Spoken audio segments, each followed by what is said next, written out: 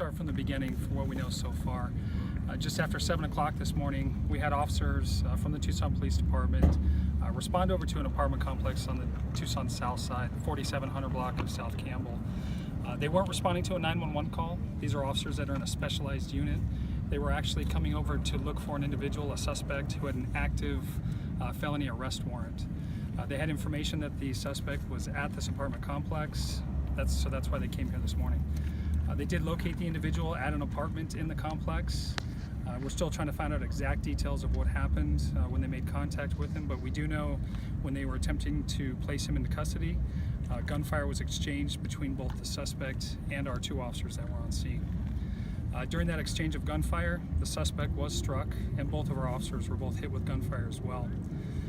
We had officers immediately on scene to help render aid to everybody that was struck by the gunfire.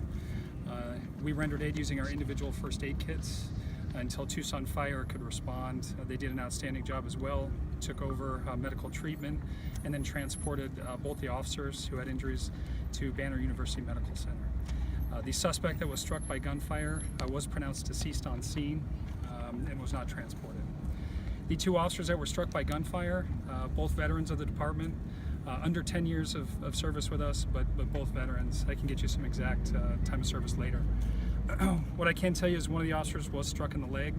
He was treated at Banner University Medical Center, is in good condition, speaking with family and officers. We spoke to him just a little bit ago. He's in good condition.